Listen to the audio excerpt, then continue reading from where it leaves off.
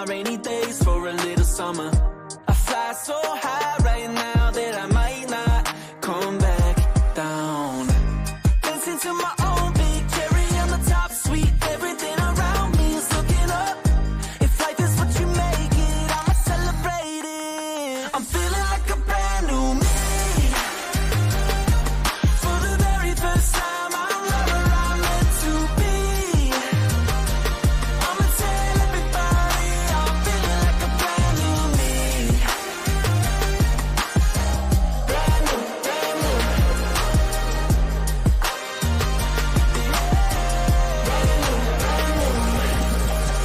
Cloud nine, I just took a little visit and the old me didn't know what I was fixing, seeing so clear, got that 20/20 vision. It was in me all along, all I had to do was listen to that heartbeat down inside of my chest.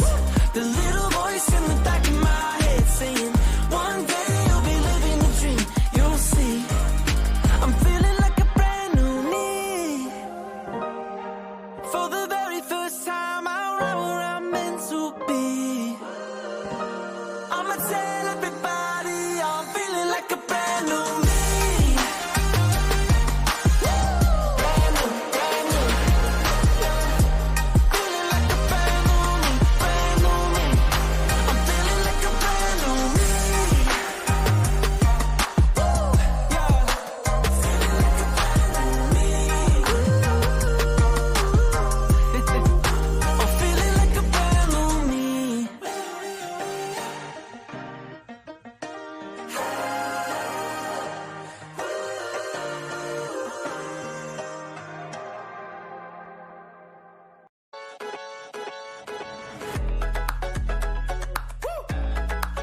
Yeah, yeah.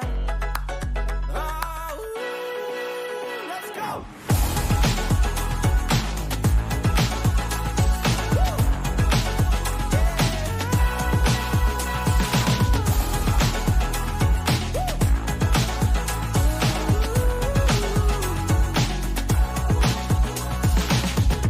You ain't gotta ask me. We can hit the road, got room in the backseat.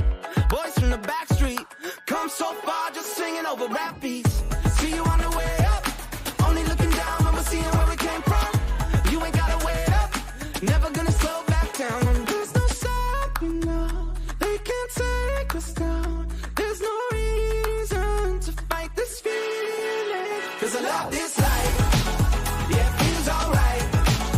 And there's no reason to stop believing, 'cause I love this life, and the future's bright. And there's no reason to fight this feeling. Yeah, I love this life.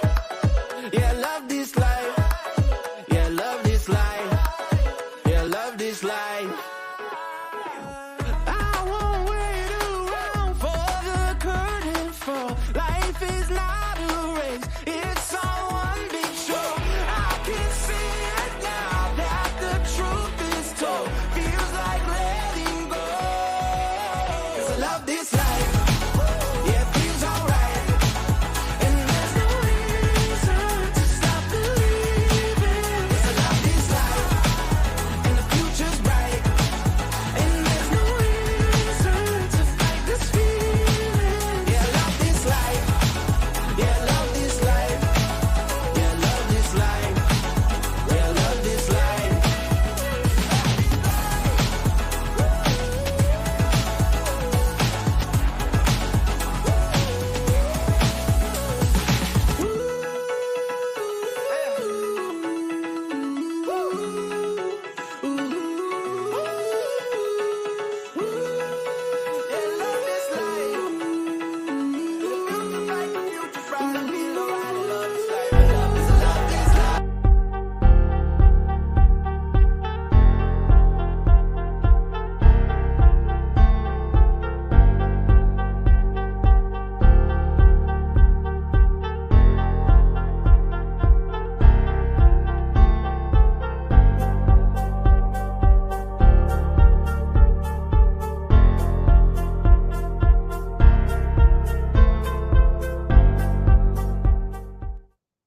What is going on, guys? We're back with another live. I got Evan from my team here, the other Evan, Evan, it's Natroy, right? That's how I say it.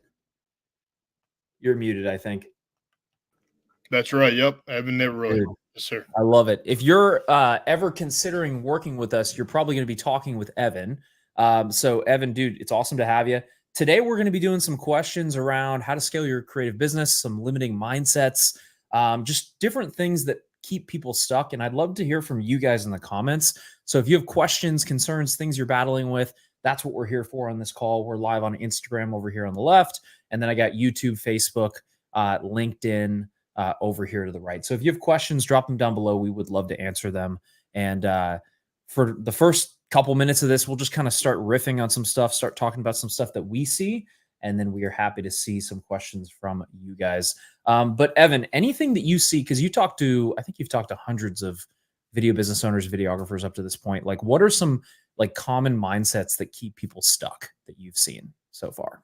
Yeah. I mean, there's a lot of things, right? I mean, probably thousands at this point. I probably speak to hundreds a day. There's a lot of different things. Just limiting mindsets, beliefs that they can charge, well more than they know they deserve. Yeah. Probably the biggest thing I see. Charging day rates, understanding that, in efforts to put yourself in a position to charge and command the rates that you know that you can deliver upon.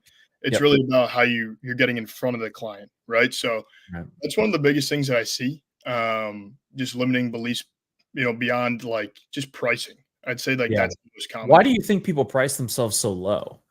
Like, and if you're here watching this, drop some comments down below. Let us know, like, why do you guys price yourself the way you currently are? And I guess why not price higher? But Evan, I guess like, why do you think people price themselves so low?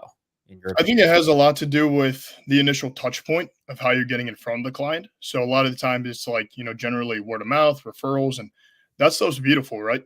Cultivating relationships, utilizing your network, but at the same time, it kind of holds people back a lot of the time. So I would say that initial touch point of how you're actually engaging in that conversation is probably so it's almost like they feel like they need to bend to the whim of the client because they don't have a lot of opportunities coming in the first place. Sounds like what you're saying. Yeah. Precisely. Yep. Absolutely. Like not a lot of incoming opportunities, relying on the same connections and not really expanding beyond their existing network, which is fine, but it's going to be very difficult to scale to the likes of, 10, 20, 30 grand a month within your business with that, method, if you will. Yeah, no, I agree. I think it's also the mindset of like referrals and like word of mouth they're kind of laydowns most of the time. So they're really easy to close. And so like it's, you're used to that, but you're not used to actually having to like, market yourself or sell yourself or like help and we can talk about the sales process a little bit because obviously you're an expert there, but it's like, we need to make sure that we are properly building a gap of where that client is to where they want to be and helping them understand the difference in that gap. So then we can then fill our product or service that's going to help them fill that gap. Right. But I think a lot of times people are used to the laydowns, the referrals, the ones that are super easy to close, and they're not necessarily, focused on how do I get better at my sales process? How do I overcome objections? Right. How do I, follow some sort of process that's going to help me actually close this client and turn them into a long-term retainer, right, for my business. So I think that's a key thing there as well. But I guess like within the pricing stuff, what do you see? Why do you think most people are charging day rates, and what are some of the hesitations people have from going from like day rates to retainers from what you've seen? Yeah, just really setting the expectation from the forefront of the conversation, right? Like without a proven repeatable, predictable sales process from A to Z, setting that expectation from the forefront at the inception of the initial touch point, that's massive, right? So like really understanding, like rather than, I talk to a lot of people, it's like, I've never even, hopped on a sales call or like hopped on any sort of sending proposals. Yeah. Like formal Zoom meeting. And with that strategy, like it's going to be very difficult to get in front of the clients that can actually pay and have the budgets and see that value proposition effectively, right? So that's another big thing as well within just having the sales process ironed out. So within the sales process, like let's say that you have people who say, maybe now's not the right time. Like, and maybe you have a client who comes to you and they're they have a lot of clients who are coming to them saying, hey, now's not the right time. I want to wait till XYZ. Like, how do you typically handle that if a client comes to you and you get to the end of the sales meeting and they're saying like, hey, it's not the right time? Sure. I mean, simply just really, approach it with a level head, stay calm, cool, and collected. Yeah. Really understand, like, hey, like, how do you mean by that exactly? Like, help me understand what your timeline looks like as to actually solving the problem that you came here for to Right. actually effectively solve. Because what it comes down to, like, ultimately at the end of the day is, it's not, time is usually quite literally always not a real objection. It's like a priority problem. People Mhm. value the things that, they'll make time for the things that they value. So it's Right. really a priority problem. So it's not necessarily like, oh, I don't have the time. It's like, it's not a priority for them to actually solve Right. the problem. So, yeah. Right. That makes sense. So then if you have video clients coming to you saying, hey, I don't have the time to do this project. I don't have the time to create these branding assets. I don't have the time for X, Y, and Z. You'd want to conquer and figure out like what happened within the process that made them feel like this is not a priority for them right now. Right. Right. And so you want to figure out what that is, because if you don't, no one has time for things that are useless for their business. Right. But if you really believe that something's going to help you in your business, then you make the time for it, like you said. Right. Which is super, super true. I'm just looking over at Instagram. If you guys are just now joining us, drop any comments, questions down below, and we will get those answered. I know we have some people popping in here on YouTube. Ethan, what's up, dude? How we doing, guys? Hop off the sales coaching call. Yes, sir. What are some things you guys went over in that call? Oh man, what do we go over today? Some pricing objections. People kind of laying out. Hey, I've got $1,000 budget, but packages might be $4 or $5, $6 a month, and kind of working backwards, and not showing your cards all at once, and not saying, well, hey, we can do a monthly payment plan with you, and I got X, Y, and Z. Please give me this project. I'll price it at whatever you say you want. It's like, no. Exactly. And kind of letting them show their cards and saying, hey, well, what could you get started with towards, 15,000, and we can, work backwards on a and see if we can make something work. But first figuring out that tie down and saying, well, first, before we even talk about that, how do you feel about the process specifically? Do you feel like this is something that's actually going to help your business get to XYZ goal that you told me you wanted to get to, right? Because if we don't do that, then nothing else matters at the end of the day. Jesse says solid points, guys. Yeah, absolutely. If they don't believe in it. Oh yeah, saying, if they don't believe in it, then, we don't even need to address the price right now. It's more so about, because it could just be a lack of information about the process or the strategy. Yep. Lack of clarification, lack of like understanding, hey, I don't have the full budget, but I have something that I can put down towards this, right? Evan, since you talk to so many people every day, what are some other kind of limiting beliefs that people have around either growing their video business or just things that you've seen? And if you don't have anything right now, I can circle back to you, but is there anything else that you've seen that really kind of keeps people stuck and in that like tiny mindset instead of expanding into a bigger mindset? Yeah, you kind of touched upon it, right? A lot of it is mindset, just like, really understanding how to make those strategic moves and being uncomfortable and being comfortable with being uncomfortable. Because, if there's one thing that's for certain, it's like, it's very easy to remain the same and keep doing the same things, even if it's not necessarily yielding you the exact results or progress that you're, seeking. But I would say really a mindset thing at the end of the day. It's easier to stay where you're at and like say, hey, I don't really want all that other stuff. It's easier for me to be like, hey, I'm just not going to have the things I want, because it's easier for me to be in this place that I'm already at, because there's no fear of failure there because I'm already there. Right. But if I go and try something new, and then for some reason I fall back down to where I was before, then I feel like a failure, or people feel like a failure, when that's not the case. Like, in order to get out of the situation you're currently in, you have to change something about what you're doing right now. And for a lot of people, I think they're just scared of doing that, I think. And they're just worried about taking a leap or taking a step to do something different than what they've already done. So they're scared of that. So then because of that, they just stay the same, right? And until the pain of being in the same spot is just so great, people are not going to make a change. Like, unless you're 400 pounds overweight and you can't walk your daughter down the aisle at her wedding, like, you're not going to make the change to get in shape. And it's the same thing for a lot of people. They're okay with being like, hey, I don't want to make more money, when that's just BS in my opinion. Like, I just don't think that that's true. Like, everyone wants to make more money. It's just people give that up because they would rather not try and then mess up and look like a failure to other people, or think that they look like a failure. You know what I mean? Yeah. So I just really think that people, like, that is a limiting mindset I had to go through. And I think a lot of people go through, where they're like, they don't they don't project their goals. They don't say they want something bigger because they're just scared of like saying that and then not hitting it. You know what I mean? Right. Yeah, Yeah. absolutely. Yeah. Jesse says, what is your philosophy on implementation? Let's say that the sales call goes great. The client verbally agrees that you can solve their problem, but getting them to take basic actions is like pulling teeth. Jesse, we don't know anything about that, man. Evan, you want to talk about that a little bit? So let's say someone says verbally, hey, man, I want to do this. I want to do this. I want to move forward on this project. But then you can't get them to like make a move. Like you've been with us for 2 years. You've had a lot of people like this, right? But what do you do in that situation? Yeah, I mean, there you just really want to call out the elephant in the room, have an open and honest conversation. Because if you're kind of like tiptoeing around some things, it's going to come up inevitably, whether or not they're going to move forward or not. So just kind of pull back the price or the investment, whatever you're talking about, and be like, hey, like understand, number one, get it tied down, get multiple tie downs, identify that what you've actually presented them, they actually believe in, like Ethan had mentioned, and that, this actually can help them.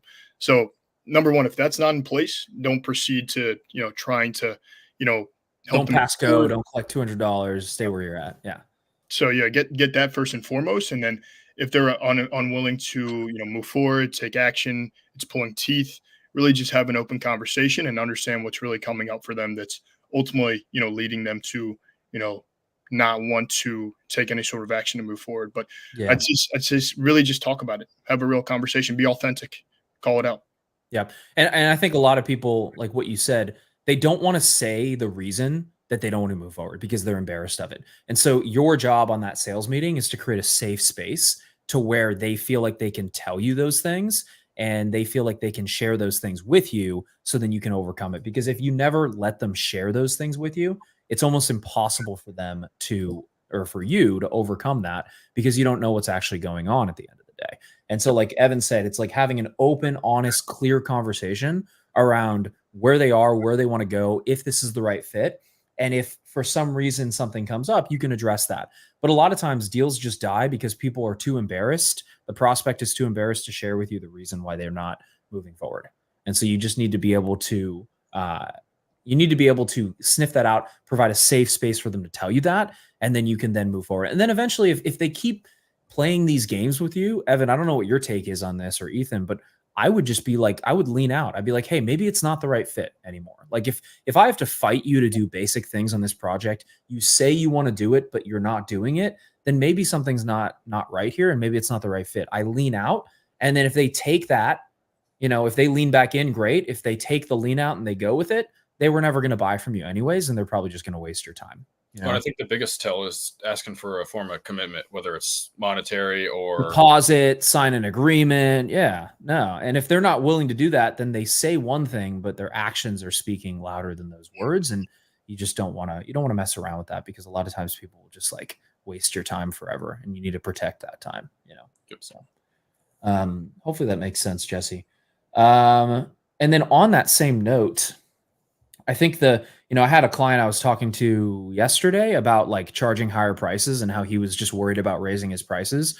And one of his biggest concerns, Ethan, was like, I'm going to lose clients.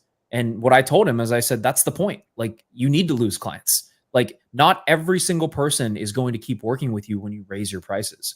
But the goal is to keep the really good clients and then cut the bad ones. Because if there's anything we've kind of noticed doing millions of dollars in sales for ourselves, is like the higher you price something, the better clients you typically get.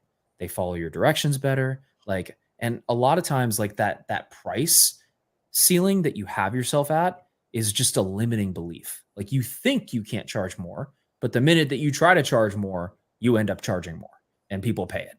Are less people going to pay it? Yes, but that's the point. Like, well, that's how you're going to scale too. Is you're going to have less clients, more cash, more time to bring on other clients too, and then you just step up.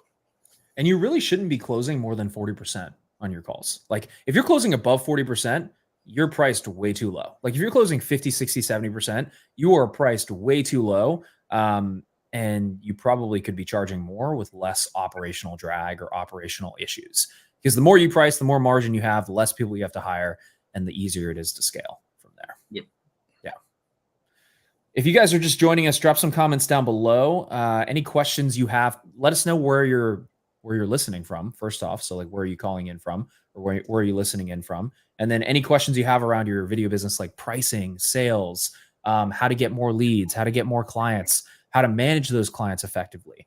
After almost 500 clients served individually, we probably have some sort of answer for you. So we're happy to help, and drop those questions down below. Let's see. Jesse has another question. He said, knowing what to do, knowing how to do it, and having the right mindset is still not what it takes to take action. How do you solve for this? That's a good one. How do you solve for knowing what to do, knowing how to do it, but maybe not having the right mindset? Is that what I think I'm getting from that? Because like, you could know everything to do. Like I could give you all the tools in the toolbox, but if you don't know how to use them, and you don't have the right mindset around them, it's going to be really difficult to get any sort of outcome from that. And like, Evan, you've talked to a lot of people too. Ethan, you've talked to a lot of clients, but it's like, we could give you the best system in the world. We could teach you how to use it. But if you still think you're not worthy of getting higher ticket clients, or you think people won't pay that much, it's going to be difficult for you to then close those deals, you know? And so I think most of the battle is your belief system and the mindset you have around being successful. And it sounds super woo-woo, and I know that. I'm not a woo-woo guy. But like, it does come down to understanding, you know, hey, this is what you do, but also I am deserving of this and people will pay. And I think sometimes people just get in that loop, you know? Yep. Yeah. 100%. You just got to jump in the deep end sometimes. Yeah, you sometimes just have to make a jump. I mean, Evan, you don't have to go into specifics, but I know that like you've invested in yourself, right? And you've taken leaps. We all have, but it's like, you know, you've taken leaps to invest in yourself and get better. Like what are some of the thoughts that went through your head prior to doing that? Yeah, plenty. Absolutely. Yeah, a lot of them. Yeah, absolutely. It never gets easier. You know, you guys could say that just as well as I can. Never gets easier. But the cliche simply is, hey, like the more uncomfortable you are, the more opportunity you have to grow. And the more opportunity you have to grow, the more opportunity you have to get better and perform at a higher level. Yep. So like we had, preface prior, it's like, hey, if you want to stay the same, stay the same. But, just know that you're going to run to the barriers and the roadblocks that are keeping you with those same internal thoughts. So it's kind of like, at some point you have to be the one to look yourself in the mirror and make that uncomfortable call. So, yeah. But I forget the exact saying, but it's, something to the effect of, nothing great happens when you're comfortable. Right. Yeah. It's true, man. I mean, Ethan and I have joined plenty of programs. I mean, it's funny. Ethan and I have been doing this for a long time. Like we've joined a lot of programs, we've hired a lot of coaches, a lot of mentors. And it's funny because like we always make a joke, like every single time we join one of these programs, we always make 10 to 20x whatever we put in. Like it's so funny. But then we look at some other people who might have been in that program who are still complaining. They're still struggling. They're complaining about stupid shit. Excuse my language half the time. Like they're caught up in like the will this work for me versus how can I make this work for me mindset. And like the reason that Ethan and I have always been successful in all the programs we've been in, whether the program was good or not, like it's because we said, how can I make this work for me? And we freaking did it. Like we just made it work. Like even if it was more work, we made it work for us as opposed to like us trying to find will it work? Like at the end of the day, everything works, right? And so like it just comes down to like how can you make it work for you? And I think a lot of people kind of get stuck in that loop of like, I don't know. I think it's just like I think it's a poor mindset issue where it's like, will this work for me? I need the magic pill. Like, will this work? It's like, dude, nothing's a magic pill. You just have to make it work for you. And having that mindset going into programs, like it doesn't get easier, but that has helped me make it easier because I have confidence in myself and my team, knowing that whatever we do or decide to make decisions on, we're going to make it happen no matter what. And it's just, we're going to make it work. And then like, that puts the responsibility on you, There's even been like little tiny things, not like getting a brand new sales process or, like I still remember back to when we learned the, do you need a payment plan question? Huge light bulb moment. From that first coach we hired, he was like, when someone asks you about one thing or asks you about payment plans, just say, do you need a payment plan? And then people are like, half the time they're like, no, I was just curious. We literally did like 30K in a day from just doing that one tiny little tweak. Like it's the little hinges that swing the big doors oftentimes, And I think like people are looking for this big revelation sometimes. And sometimes it's just a couple of shifts. Like we had one client, Roman, who, closed that 124K video deal. And most of the reason he closed that was because he says we told him not to send a proposal, but go through it on a call. He's like, that one tiny shift literally made me $124,000. Yep. So it's like, oftentimes a lot of clients we work with, they come in, we overhaul a couple tiny things, ROI them off those tiny things. And then once they get in, then, then we start working on the bigger things. But there's a lot of little things that can happen within your business that make a huge difference in the amount of money that you make. You know what I mean? Yep. Yeah. Just fine tuning things really makes a big difference. It does. It does, man. Absolutely. Let's look at some questions here. I'm having some success with the video retainer packages, but my clients want proof that they work. It's forced me to learn metrics, and now I feel further from my craft than ever. That is a good point, David. Ethan, you want to maybe take this and I can piggyback off of your initial thoughts? Yeah, no, I'd say biggest thing, with like the proof is, I think we talked about this, what was it, Thursday? It was maybe last Tuesday, of getting case studies with your clients and, going back and, just sitting down and interviewing, hey, what kind of results did you get? Because a lot of people don't go back and ask. They deliver the work and, sometimes you don't talk to your clients or, to those clients again and never really figure out, unless they come out and tell you what the results were. A lot of people don't really know what the impact was on the content. So that's one big thing. It's just going back and getting testimonials, even if it's just a written review on your, your Google business page, just having some sort of proof, but well, and at the end of the day, you need proof that you are who you say you are. And if you don't have that proof, you need to get that proof. And it's not fun all the time. But the other thing I would say, David, is like, we're on two different sides of the spectrum here. Like, you can be, I think you have to make a decision. Like, do you want to be the best DP, videographer, or video editor in the world and go work for another company? Or do you want to be the business owner who has time freedom, can hire people under them, and runs an actual business? And businesses have offers, and offers need proof that the offers work. And so, like, I'm never going to sugarcoat it for you guys. I'm always going to be straight up. Like, if you feel further from your craft, like, if all you care about is the craft, there is nothing wrong with that, but you should probably go work for someone else being a video business or a videographer or video editor. And there's nothing wrong with that. But if you want to run a business and you want to sell packages and sell retainers and hire a team and buy your time back, right? Then you need to be a business owner. You have to learn the three different parts of any sort of business, which is marketing, sales, fulfillment. Those are the three things. That's the only three things: marketing, sales, fulfillment. You have to learn how to get attention. You have to learn how to convert that attention into money. And then you have to learn how to fulfill on the packages that you sold. And so there is nothing wrong with being in love with the craft. We are not, the caveat to that though, is we are not here to help people get better at the craft. We're here to help you build businesses that provide for you and your family and make you money independent of your time. But if you want to be someone who trades 24 hours for a paycheck, there's literally nothing wrong with that. We need tons of people like that. Like, that's more of an employee mindset or freelancer mindset. And again, there's nothing wrong with it, but like, that is like, you're not going to get rich that way, like trading your time for money. You have to build an asset. You have to build systems. You have to build people under you. You have to build people to help you with those things. So hopefully that makes sense. I don't mean to be too blunt, but I just like to be honest about things. And I think you have to make that decision of like, do you want to be a business owner, or do you just want to be someone who's a craftsman who does the work? And we need both people. So like, there's no right or wrong answer there.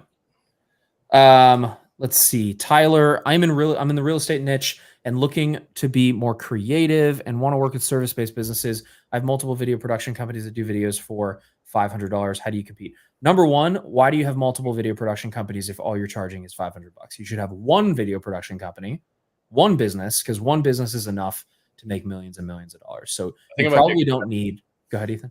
I think it might be competitors. I have multiple that do videos. Okay, I see what you're saying. So video production companies that do videos for $500, how do you compete? So it just depends. Within the real estate niche, if you are, I see in my area, there are multiple. I gotcha. So in the real estate niche, if you're just doing home tours, you're going to be under $800 to $1,000 each home tour. But what you want to be shooting for, I'm going to move this so it doesn't keep blocking you the entire time. If you want to be doing more high ticket retainers, you'd want to do real estate branding packages. So like you'd want to, for those, you can charge anywhere between like $2,000 to $7,000 to $8,000 a month.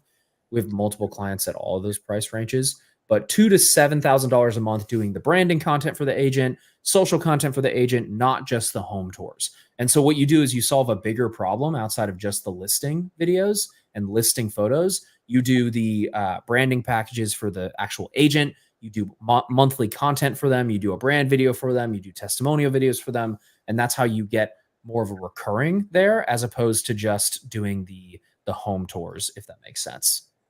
Yep.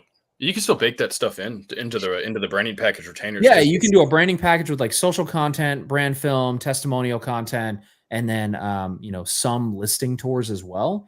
But you want to bake all that in together. Otherwise, you're not going to be able to compete because the real estate photography niche is definitely more of a commodity based market where they just need photos, and as long as you're good enough, you're good. So that's the idea there. Let's see. I'm charging $600 to $1,800 for mostly lifestyle home tours. The service-based businesses want cheaper videos. So that comes down to proper pricing. So if you haven't gotten our 27 video retainers, there should be a link below this on YouTube. You can check that out. But charging more comes down to building a gap. And maybe Evan, you talk about this too. But like, if the problem that I'm solving for is not very big and I don't really care about it, I'm not going to have a high budget for that project, right? I'm not going to be willing to pay a decent amount of money for that. But if you can expand the gap and expand the problem and solve a bigger problem, then you can make more money because you're solving a bigger problem. Like, I steal this from one of my mentors, but it's like, if you have a headache, your budget for a headache might be some Advil and going to CVS. That's like $20. But if you find out that headache is a brain tumor, then that brain tumor, the budget for that is a lot bigger because the problem's a lot bigger. And so in your sales calls, you want to uncover more of like, what's going on? What's the problem? How long has that been going on? And expand that, make it very painful, make it very big. And then that can then turn into a bigger problem that you solve for a larger price point, right?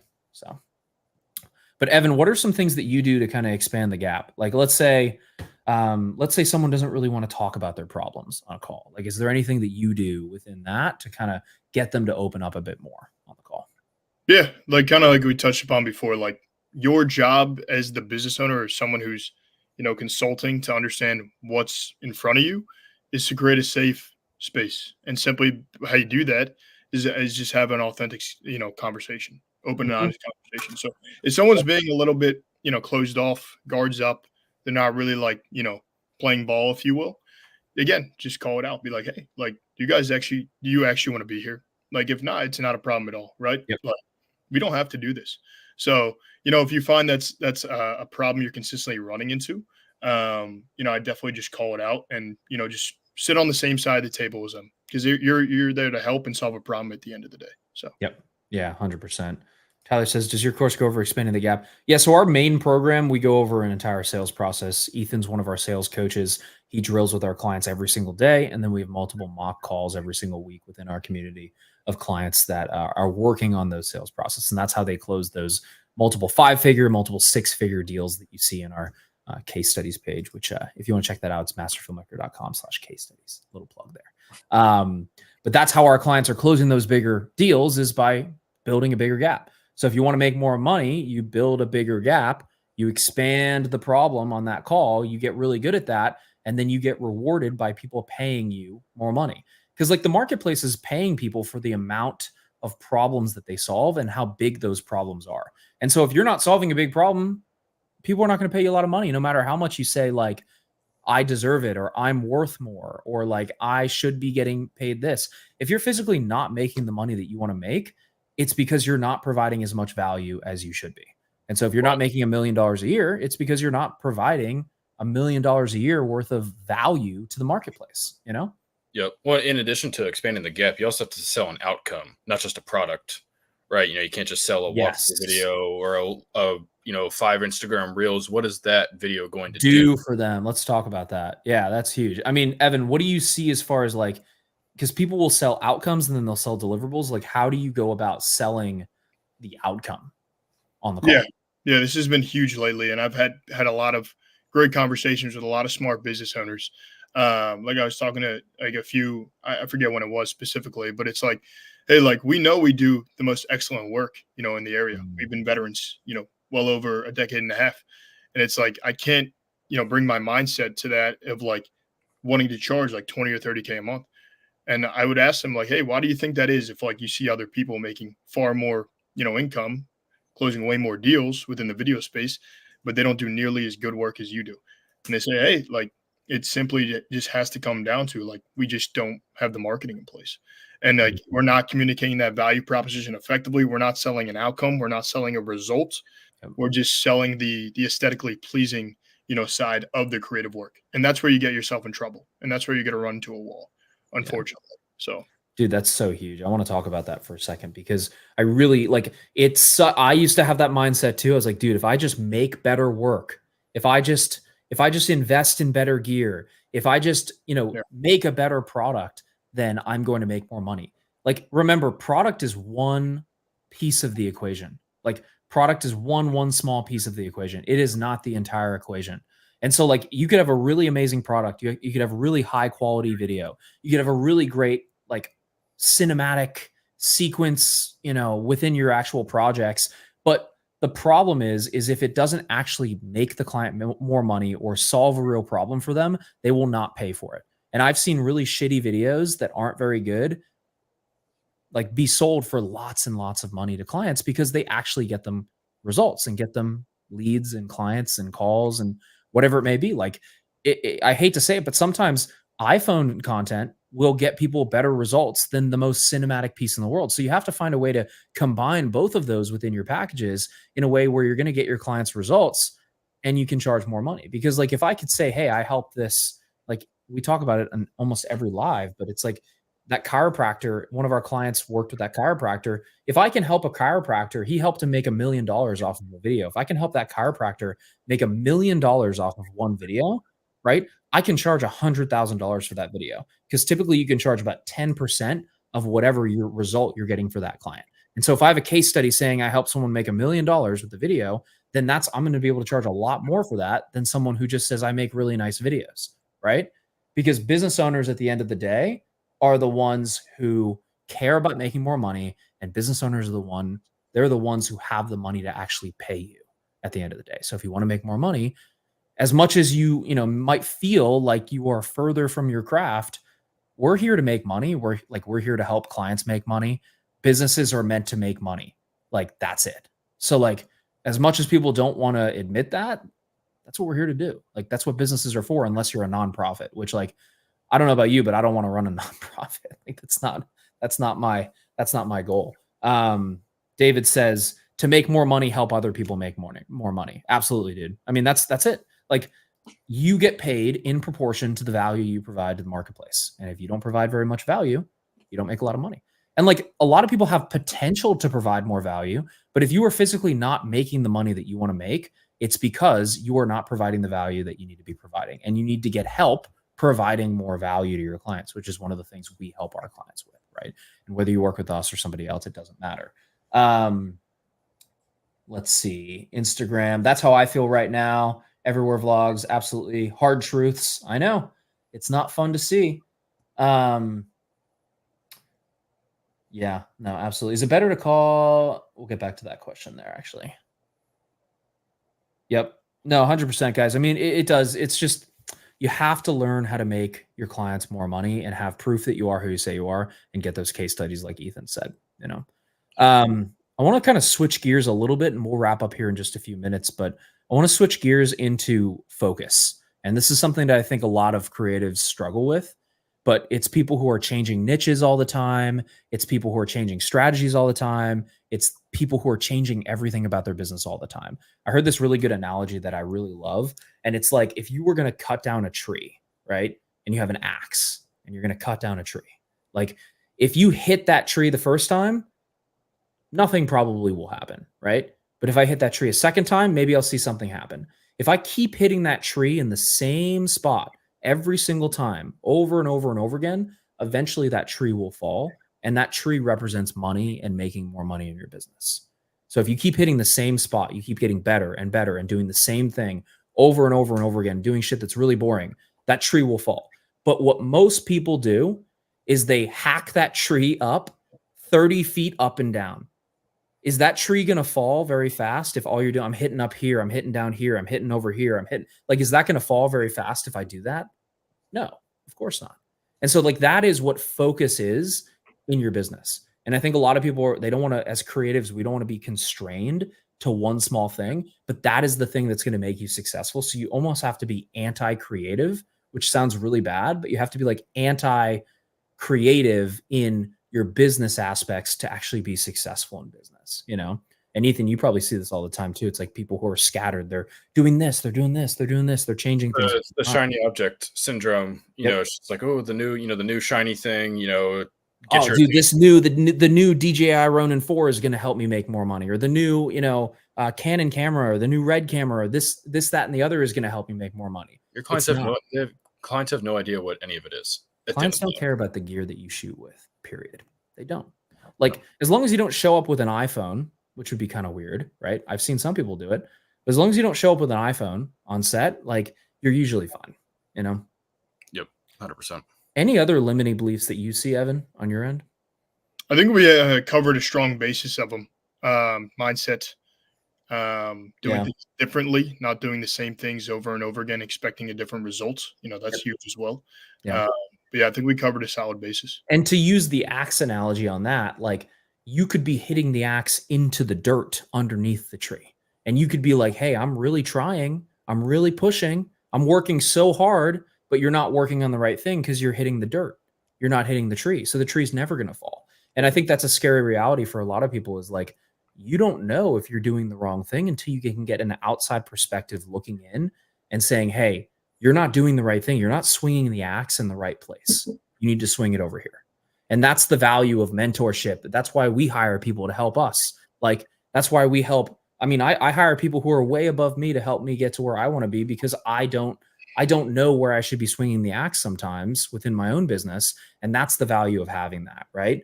And so like, that's, I think the other scary portion of it is like, you could be swinging the axe super hard, but you're not swinging it in the right place, and you're not going to see the results. Even if you swung that axe for 20 years at the dirt, that tree's never going to fall, bro.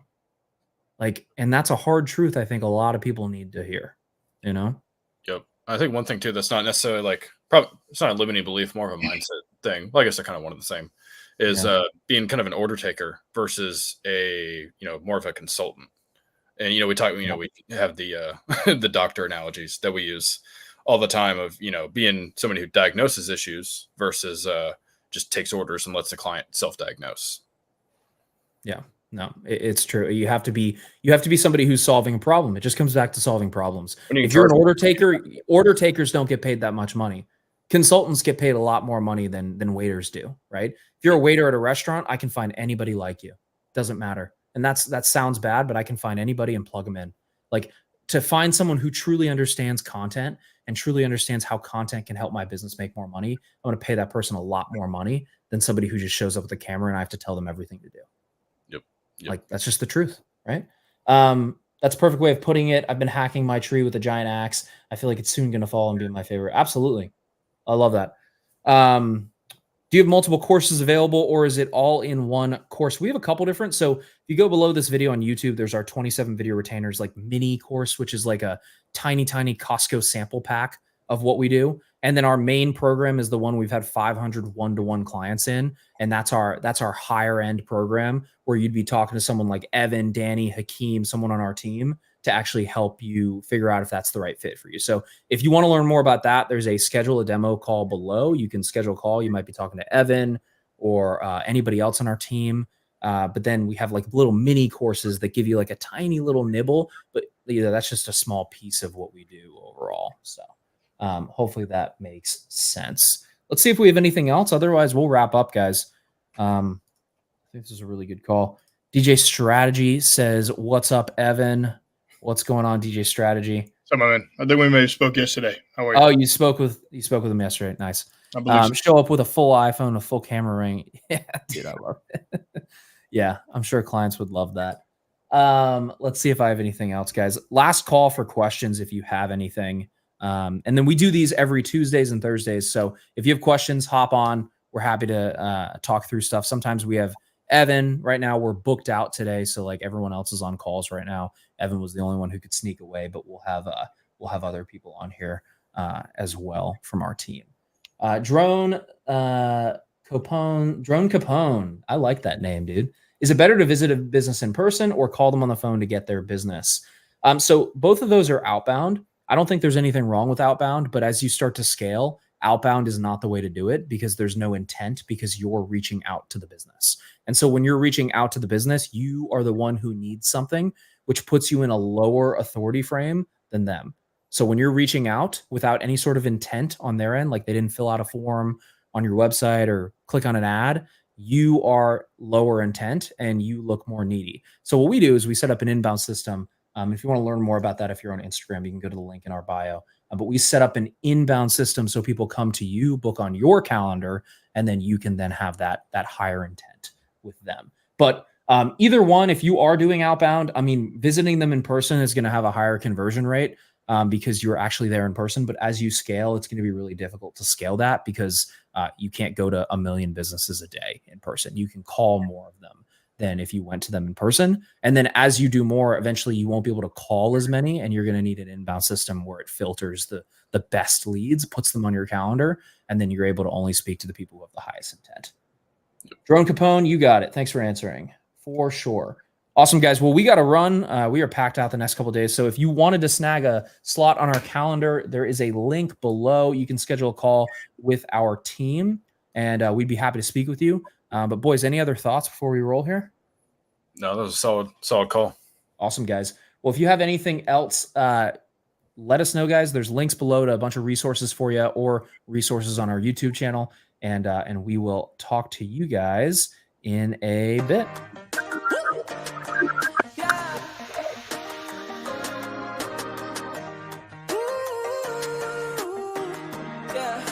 I'm feeling like a brand new me.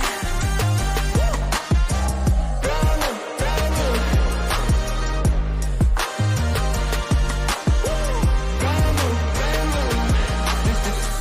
I blew away the clouds I was standing under.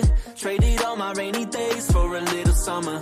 I fly so high right now that I might not come back down. Dancing to my own beat, cherry on the top, sweet. Everything around me is looking up. If life is what you make it, I'ma celebrate it. I'm feeling like a brand new me. For the very first time, I'm not where I'm meant to be.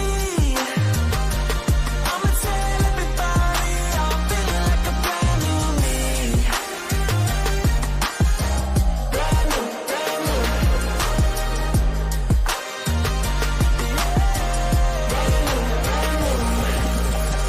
Cloud9, I just took a little visit and the old me didn't know what I was missing, seeing so clear, got that 20/20 vision. It was in me all along, all I had to do was listen to that heartbeat down inside of my chest. The little voice in the back of my head saying